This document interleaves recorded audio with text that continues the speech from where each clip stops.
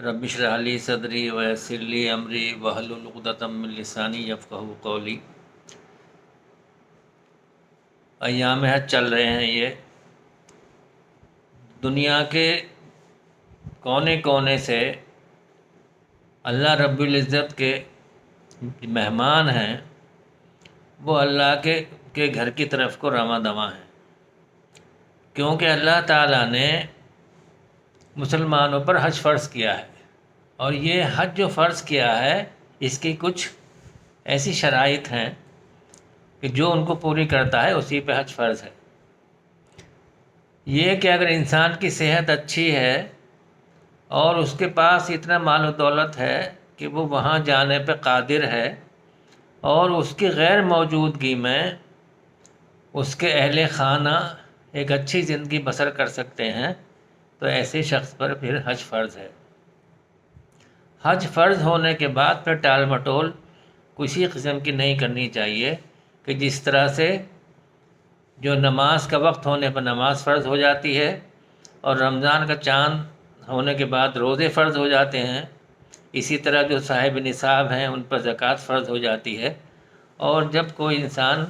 حج کی شرائط پوری کرے تو اس پر حج فرض ہو جاتا ہے، اور پھر فرض ہونے کے بعد انسان کو اس کو ادا کرنے میں بالکل بھی ٹال مٹول جو نہیں کرنی چاہیے۔ اللہ تعالیٰ کی ساری عبادتیں جو ہیں وہ اللہ کے ذکر کے لیے ہیں، کہ اس سے بندہ اللہ کا ذکر کرتا ہے، اللہ کو یاد کرتا ہے۔ جیسے نماز ہے وہ اللہ کا ذکر ہے، اس میں بندہ اللہ کی تعریف کرتا ہے، اللہ کی بڑائی بیان کرتا ہے، اللہ سے مانگتا ہے۔ اسی طرح روزہ ہے، روزہ جو ہے وہ تقویٰ ہے، اور یہ اللہ کا ذکر ہے۔ اسی طرح سے جو ہے زکوٰۃ جو ہے وہ بھی جو ہے وہ تزکیہ جو نفس ہے، اور وہ بھی تقویٰ اللہ کا جو ہے اس سے بڑھتا ہے۔ اسی طرح سے حج جو ہے، حج تو اللہ کا ذکر ہی ذکر ہے۔ حج میں تو پورے حج میں اللہ کا ذکر کرتا ہے انسان، کہ جس وقت سے وہ احرام جو ہے باندھتا ہے اور وہ تلبیہ پڑھنا شروع کرتا ہے، لبیک اللہم لبیک لبیک لا شریک لک لبیک ان الحمد والنعمت لک والملک لا شریک لک۔ تو یہ جو تلبیہ جو پڑھتا ہے تو اس میں وہ کہتا ہے کہ ہم حاضر ہیں، اے پوری کائنات کے مالک، یہ کائنات تو تیری ہی ہے، اور بادشاہ تو تیری ہی ہے، اور نعمتوں تو سب تیری ہیں، اور ہم تیری بلا شرکت غیرے، ہم جو تیری عبادت کرتے ہیں، تو ہم سے خوش ہو جا۔ ہم صرف یہ چاہتے ہیں کہ تو ہم سے خوش ہو جائے۔ اور اس کے بعد وہ جب اللہ کا گھر کو دیکھتا ہے تو اس وقت بھی وہ روتا ہے اور گڑ گڑاتا ہے اور اللہ سے مانگتا ہے، اور وہ اللہ کا ذکر کرتا ہے۔ پھر وہ صفا مروہ کے درمیان جب وہ صحیح کرتا ہے تب بھی اللہ کا ذکر کرتا ہے۔ اسی طرح وہ عرفات میں، اور پھر مزدلفہ میں، پھر وہ رمی میں جب وہ کنکری مارتا ہے شیطان کے، یعنی ہر جو رکن ہے اس کا، اس کو ادا کرتے وقت وہ اللہ کا ذکر ہی کرتا رہتا ہے، اور اس طرح سے وہ اپنا یہ حج پورا کرتا ہے۔ اللہ تعالیٰ لوگوں کو بلاتا ہے اپنے گھر کی طرف، کہ اور فرمایا کہ جس کو موقع مل جائے وہ دیوانہ وار اس گھر کی طرف آئے، کہ جس کو موقع مل جائے، جیسے بھی ہو سکے جس کو موقع ملے وہ میرے گھر کی طرف آئے۔ پھر جب بندہ وہاں پہ پہنچتا ہے اور دیکھتا ہے، اور اللہ کے گھر کو دیکھنے کے بعد اس کا دل کی ایک کیفیت بالکل عجیب اس طرح کی ہو جاتی ہے کہ جس کو وہ اپنے الفاظ میں بیان نہیں کر سکتا۔ بہت ہی نرم، اور اللہ کا ایک رعب، اور ایک اس گھر کی اپنی جو اس کا اپنا ایک وجود ہے، وہ انسان کو جیسے کسی چیز کو ہلا دیا جاتا ہے اور اس کو اس کی حقیقت معلوم ہو جائے، ایک عجیب طرح کی کیفیت انسان کے دل پہ پیدا ہوتی ہے۔ تو اللہ کے گھر کو دیکھنے کے بعد اور حج کے مناسک ادا کرنے کے بعد تو اسے یہ احساس ہوتا ہے کہ کہ جو جو اللہ کے برگزیدہ بندے یہاں پہ پیدا ہوئے، ان کو ان کی اتباع کرنے کے بعد ہم یہ اللہ تعالیٰ سے امید رکھتے ہیں کہ اللہ تعالیٰ ہم سے خوش ہو جائے۔ وہ کہتا ہے کہ اللہ ہم اپنا گھر بار جو چھوڑ کر آئے ہیں، اپنا کاروبار ہی چھوڑ کر آئے ہیں، اپنے کھیت کھلیان ہم چھوڑ کر آئے ہیں، ہمارے پاس کوئی دلچسپی کا سامان نہیں ہے، ہم جو بغیر سلے ہوئے یہ کپڑے پہنے ہوئے ہیں، ہم نے جوتے بھی نہیں پہنے، ہمارا سر بھی ڈھکا ہوا نہیں ہے، بس ہماری آخری خواہش یہ ہے کہ تو ہم سے خوش ہو جا، کہ تو ہم سے خوش ہو جا اور ہماری مغفرت فرما دے اور ہمیں جنت دے دے۔ بے چین ہوتا ہے وہاں پہ انسان، بس اسے جنت کی طلب ہوتی ہے اور وہ اپنی معافی مانگتا ہے گناہوں کی اور مغفرت کی،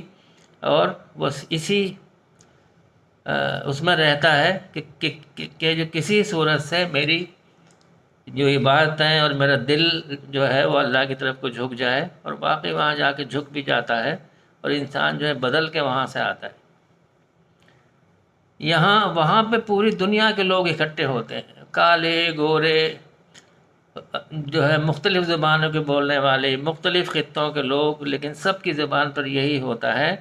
کہ تو میرا مالک ہے، تو میرا رب ہے، ہم حاضر ہیں۔ وہی لبیک جو ہے وہاں ہر اس پہ، وہاں پہ کوئی جو ہے مسلکی اختلافات وہاں پہ نہیں ہوتے، جیسے یہاں پہ آدمی مسلکوں میں جو ہے اتنا ملوث ہے، اتنا اس میں گھرا ہوا ہے کہ اپنے اپنے مسلک میں، کہ جو شیعہ ہیں، سنی ہیں، بریلوی ہیں اور دیوبندی ہیں، اہل حدیث ہیں، اور بہت ہیں اس طرح کے، کہ حنفی ہیں، اور یہ جو چاروں یہ مسلک ہیں، یہ سب الگ الگ ہیں، اور ہر کوئی اپنے مسلک کو بہتر جو بتاتا ہے، اور چھوٹی چھوٹی باتوں پہ جو ہے لڑائی ہے۔ آپ صلی اللہ علیہ وسلم نے حجۃ الوداع کے موقع پہ ارشاد فرمایا کہ مومن آپس میں بھائی بھائی ہیں، ان کا رب ایک ہے، ان کا رسول ایک ہے، ان کا قرآن ایک ہے، ان کا مرکز توحید ایک ہے۔ یعنی جب اتنی چیزیں سب ایک ہیں تو کس طرح سے مختلف انسان جو ہے ہو سکتا ہے؟ یہ بتایا کہ سب ایک ہیں، اور کہا کہ کسی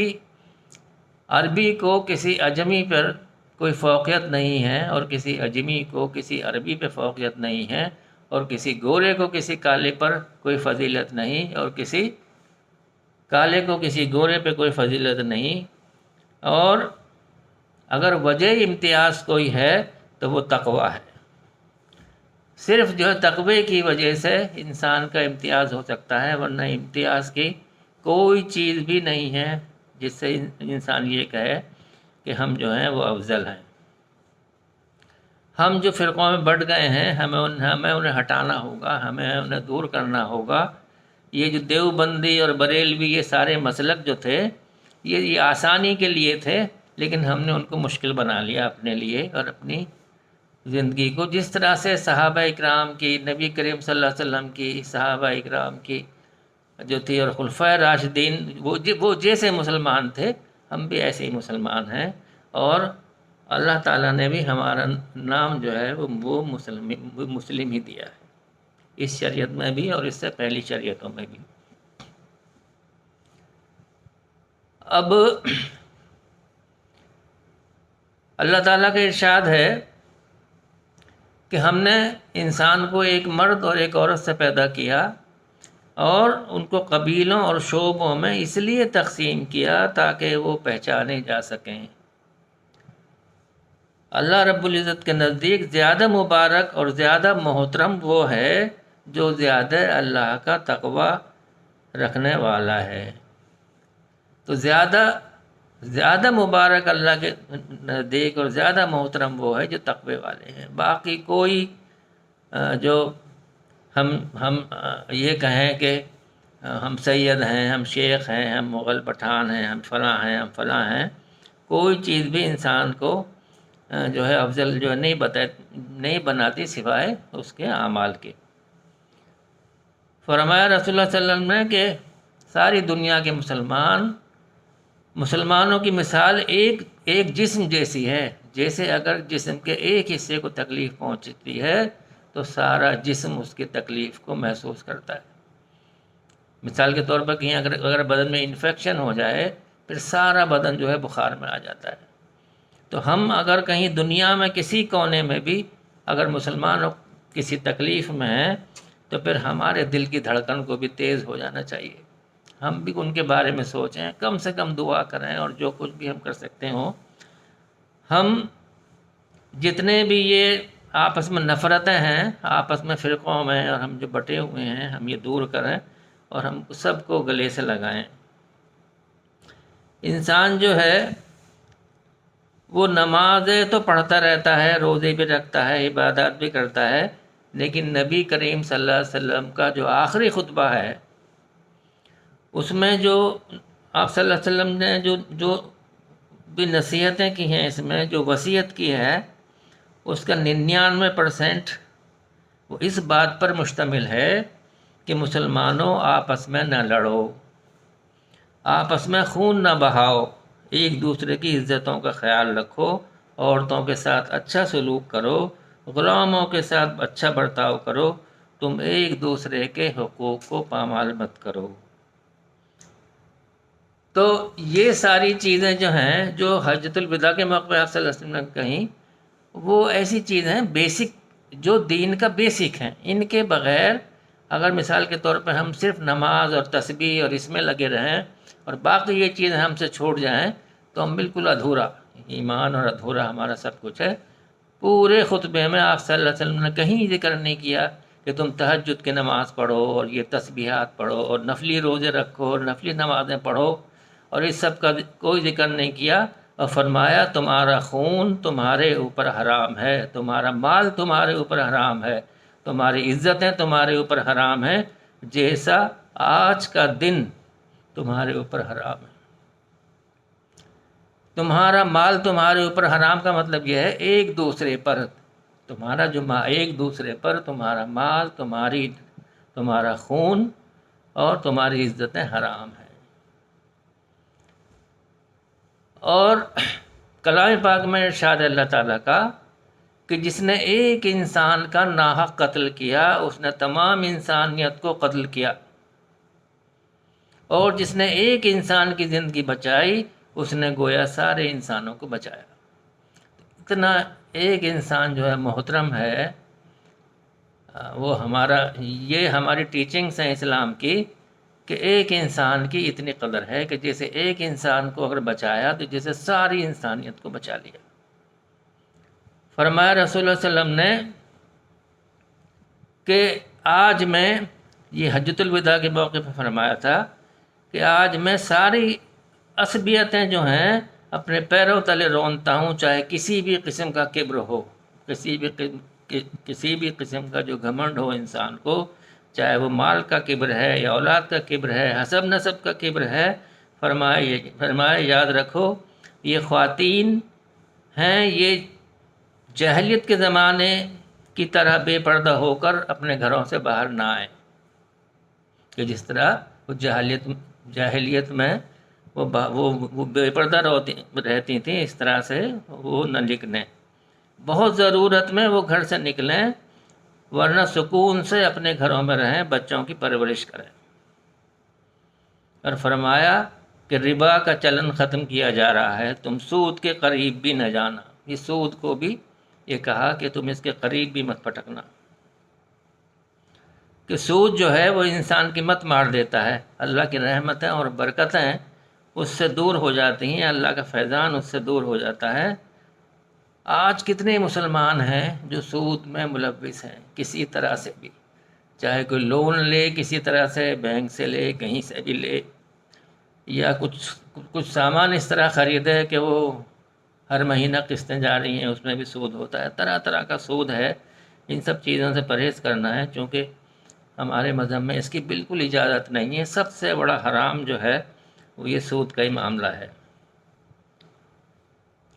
فرمایا عورتوں کے ساتھ اچھے تعلق رکھو، یہ جسمانی طور پر تم سے کمزور ہیں، اور اپنے ماتحتوں کے ساتھ بھی اچھا سلوک کرو۔ فرمایا رسول اللہ صلی اللہ علیہ وسلم نے،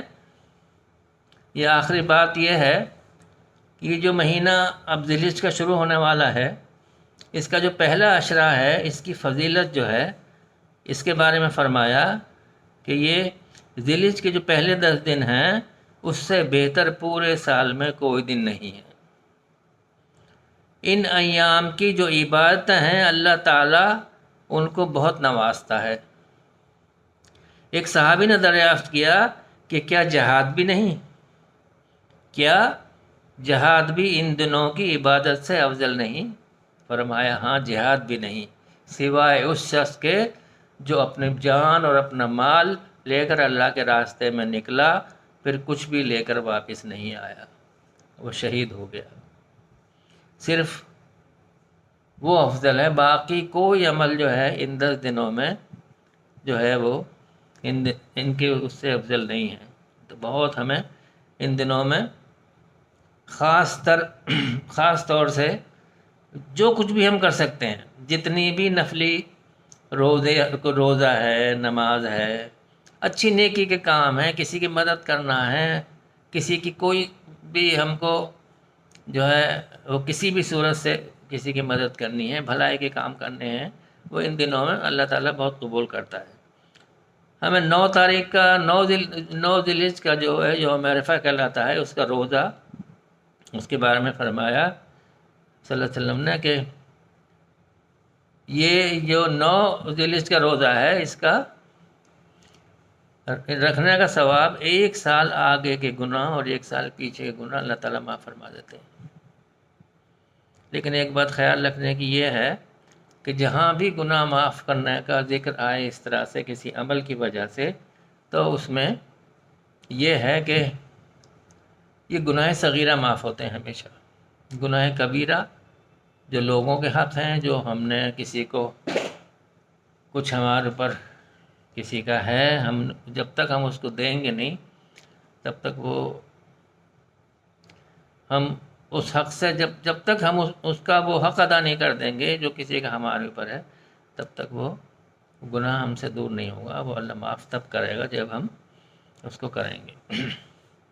تو اللہ تعالیٰ ہمیں ان دنوں کی اور پورے حج پہ جانے کی، جو بھی جا سکیں، اس سال نہیں تو اگلے سال جو لوگ جو ہے جا سکتے ہیں، اور کوشش کریں انشاءاللہ اللہ تعالیٰ قبول کرے، اور ہم ہر عبادت جو ہماری ہے وہ قبول کرے اللہ تعالیٰ، اور ہمیں نیکی کے راستے پہ لگا دے، اور سیدھے راستے پہ ہم چلنے والے ہوں، لوگوں کو بلانے والے ہوں۔ اللہ تعالیٰ ہمارے اوپر خاص کرم